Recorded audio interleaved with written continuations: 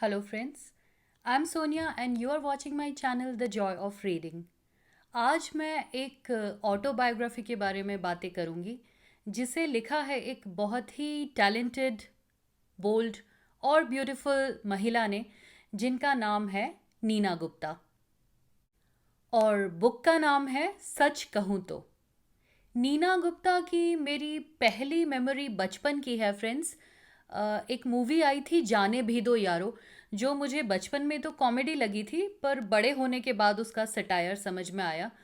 इसमें दो फोटोग्राफर्स थे जो एक न्यूज़पेपर में काम करते थे, और कुछ तो ऐसा घटता है उनके साथ अनएक्सपेक्टेड कि वो एक मर्डर को फोटोग्राफ कर लेते हैं, और उसके बाद शुरू होता है स्कैंडल्स और करप्शन का सिलसिला।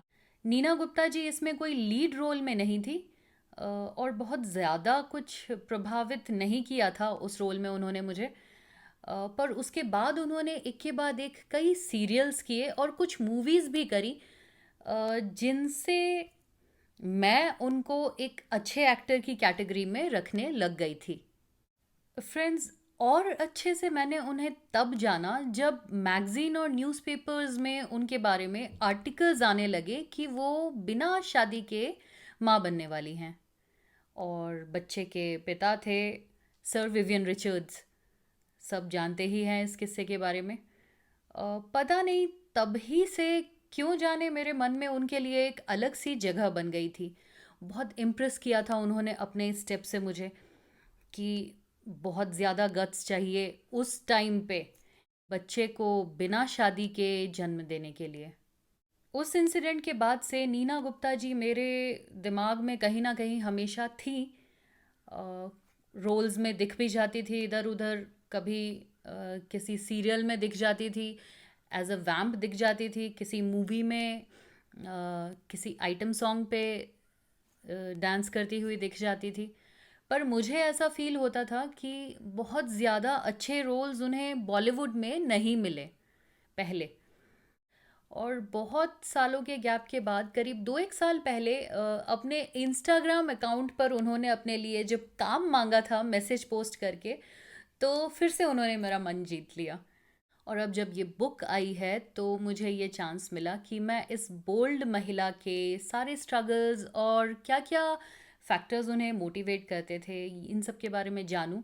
और मैंने सोचा क्यों ना आपके साथ भी शेयर किया जाए ये सब। एक इंटरव्यू में नीना जी ने बताया कि ये बुक उन्होंने कंप्लीट की पहले लॉकडाउन के दौरान, जब उन्हें मुक्तेश्वर वाले अपने घर में अपने पति के साथ लगभग 6 महीने से ज़्यादा का वक्त बिताने को मिला। इस बुक का नाम उन्होंने सच कहूँ तो इसलिए रखा क्योंकि इसी नाम से वो अपने इंस्टा हैंडल पर एक वीडियो सीरीज चलाती थी जिसे बहुत पसंद किया गया, तो उन्होंने सोचा क्यों ना यही इस बुक का नाम रख दिया जाए।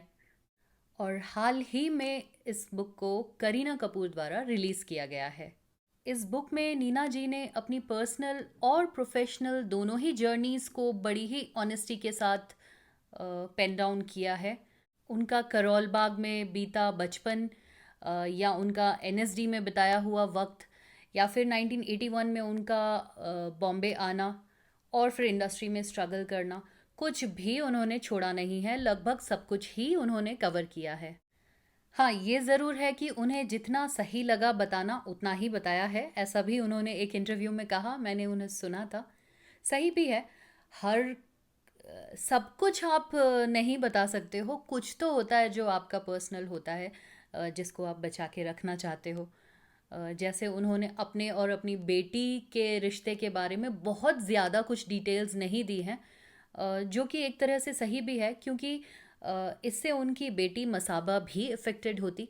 तो उन्होंने सिर्फ अपनी लाइफ और अपने स्ट्रगल्स के बारे में लिखा। एक और चीज़ मैं आपको यहाँ बताना चाहूँगी, अगर आप ये एक्सपेक्ट कर रहे हैं कि सबसे ज़्यादा वो जिस चीज़ के लिए चर्चा में रही, जी हाँ, विवियन रिचर्ड्स के साथ अपने रिश्ते के लिए, उसके बारे में अगर आपको लग रहा है कि इसमें कुछ मिलेगा तो आप ज़रूर डिसअपॉइंट होंगे। क्योंकि बुक पढ़ के ऐसा लगा नहीं कि विवियन रिचर्ड्स ने उनकी लाइफ में कोई बहुत ज़्यादा इम्पॉर्टेंट रोल प्ले किया। तो उन्होंने जितना उचित समझा उतना ही बताया है। खैर, बुक में नीना जी ने अपने जीवन में घटी उन छोटी छोटी घटनाओं का भी जिक्र किया है, जिन्होंने ही शायद मिलकर उनको इतना साहसी बनाया। जबकि वो खुद को इतना साहसी मानती नहीं है, पर वो कहती हैं कि लाइफ जैसे ही आई वैसे ही मैंने जी, पर उसके लिए भी साहस चाहिए। इंसान टूट जाता है, गलत सोहबत में पड़ जाता है, गलत आदतों का शिकार हो जाता है। इन सब से अपने को बचाकर आगे चलते रहना भी साहस का कार्य ही है, मेरे ख्याल से। हाँ, तो मैं जो कह रही थी छोटी घटनाएं, वो जैसे उनके पेरेंट्स ने उनको, उनकी माता जी का, उनकी मदर का मानना था कि लड़कियां बहुत जल्दी बिगड़ जाती है, इस वजह से उन्हें उनके पसंद के कॉलेज में एडमिशन नहीं दिलाया गया। वो मिरांडा हाउस या लेडी श्री राम कॉलेज जाना चाहती थी, पर इसके बजाय उनको एक सादे से कॉलेज में एडमिशन दिलाया गया, जिसको आम बोलचाल भाषा में बहनजी टाइप कॉलेज बोलते हैं। उसमें उनको एडमिशन दिलाया गया, ऑल गर्ल्स कॉलेज। पर उन्होंने वहाँ भी बहुत कुछ सीखा ही। जैसा वो बताती हैं कि उन्होंने इंसान का सम्मान करना सीखा वहाँ से, और वहीं से उनके एक्टिंग की जर्नी भी शुरू हो गई थी। उन्होंने थिएटर में रोल करना शुरू कर दिया था, कॉलेज के प्लेज में भी छोटे मोटे रोल वो करती थी। पर वो लिखती हैं कि उनमें इतना साहस था ही नहीं कि वो अपने मुताबिक रोल मांग पाती जाकर, क्योंकि वो लंबी थी बाकी लड़कियों से, तो अक्सर उन्हें मेल पार्ट प्ले करने को दिया जाता, जिसे वो करती, पर वो सेटिस्फाइड नहीं थी। उन्हें लगता था कि वो बहुत ज़्यादा कुछ कर सकती हैं। नीना जी ने अपनी इस बुक में अपने जीवन के वो सारे डिसीजंस जो उन्होंने इम्पल्सिव होकर लिए, उनके बारे में भी बेबाकी से लिखा है। जैसे कि एक बहुत ही इम्पॉर्टेंट डिसीजन होता है किसी की भी लाइफ में, शादी का। वो उन्होंने जिस तरीके से लिया, उसे सुनकर आप हैरान हो जाएंगे। उनके फ्रेंड्स का ग्रुप श्रीनगर जा रहा था, उनको उनके पेरेंट्स ने जाने नहीं दिया, कहा कि शादी हो गई होती तो जाने देते, तो उन्होंने अपने बॉयफ्रेंड से शादी कर ली। कैन यू इमेजिन, एक ट्रिप के लिए किसी ने शादी कर ली। खैर, ये शादी ज़्यादा चली नहीं, एक साल के बाद ही दोनों अलग हो गए। ऐसे ही अनेकों किस्से उन्होंने अपनी ज़िंदगी के बारे में बताए, जैसे कि उनके पेरेंट्स द्वारा की गई सख्ती ताकि वो बिगड़ न जाएं, जो कि वो कहती हैं कि वो आखिर में बिगड़ ही गई। फिर उनके पिता का दो घरों में अपना समय बांटना। उनकी दो फैमिलीज़ थी। नीना की मदर से तो उन्होंने लव मैरिज करी थी, पर अपने पेरेंट्स के दबाव में उन्होंने फिर से एक और अरेंज्ड मैरिज करी। तो इस ट्रॉमा से भी बच्चे जूझ रहे थे। नीना जी ने आगे जाकर संस्कृत में उच्च शिक्षा हासिल की। उनकी फेवरेट रचना थी कालिदास द्वारा रचित मेघदूत। उनकी माँ उनसे हमेशा कहा करती थी, जो कि खुद डबल एम ए थी, कि शिक्षा कभी व्यर्थ नहीं जाती। हालांकि वे नीना को आईएएस ऑफिसर बनते देखना चाहती थी, पर नीना को तो कुछ और ही करना था। उनको एक्टिंग की दुनिया में आना था, क्योंकि वही उनका पैशन था।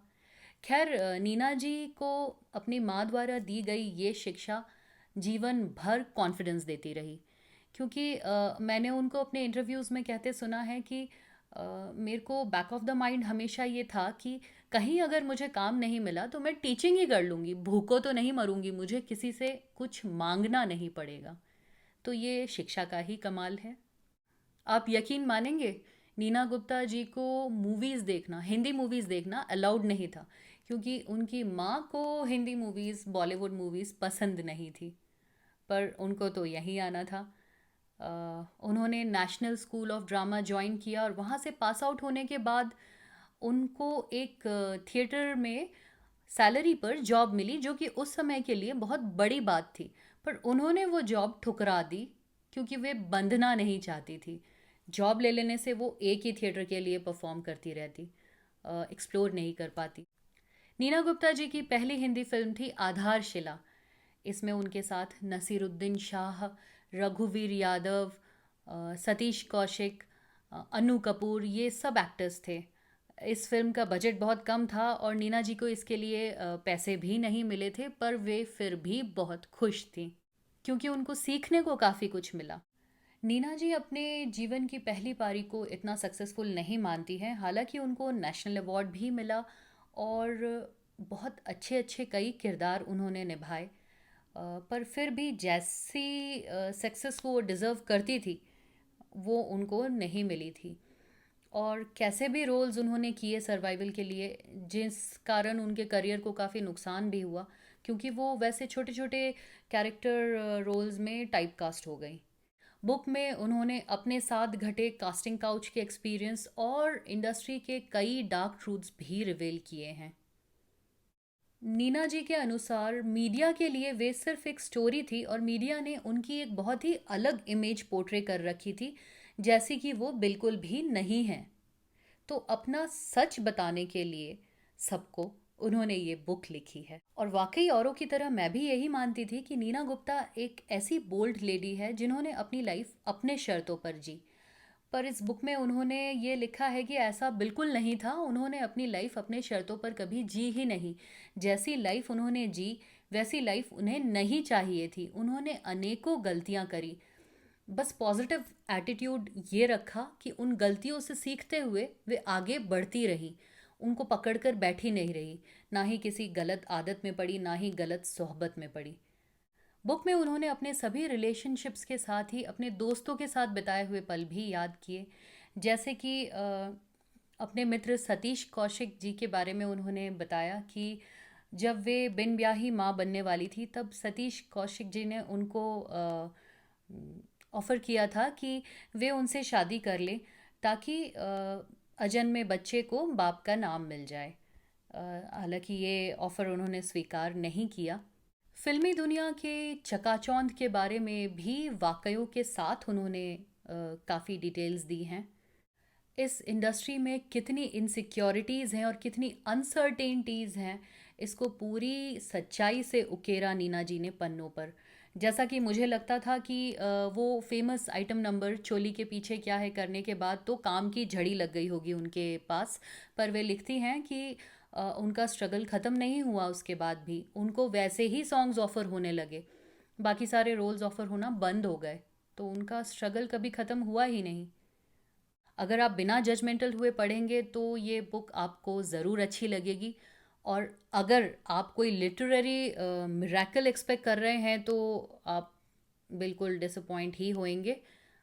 मैंने इस बुक को एक इंसान के सच की तरह पढ़ा जिसे वो दुनिया के सामने रखना चाहता था, क्योंकि उसकी एक अलग ही छवि बना रखी थी मीडिया ने, और सच को नंबर नहीं दिया जाता है, इसलिए मैं इस बुक की कोई रेटिंग नहीं करूँगी। वैसे भी मैंने आपको कहा कि मैं बुक रिव्यू नहीं कर रही हूँ, हम इस बुक के बारे में कुछ बातें करेंगे। तो आपको मेरे ख्याल से आसानी होगी अब ये डिसाइड करने में कि ये बुक आप पढ़ें कि नहीं पढ़ें। मुझे तो मज़ा आया, और नीना जी को ऑल द बेस्ट उनके आने वाले फिल्म्स के लिए। अब हालांकि वे बधाई हो के बाद से सक्सेसफुल करियर में एंट्री मार चुकी हैं और अपना सक्सेस अच्छे से एंजॉय कर रही हैं। I wish her all the best for her upcoming films. और आप लोगों को अगर ये वीडियो अच्छा लगा हो तो मेरे बाकी वीडियोस भी आप जाकर देख सकते हैं। अगर सही लगे तो मेरे चैनल को सब्सक्राइब करिएगा। Thank you and keep spreading the joy of reading. Bye bye.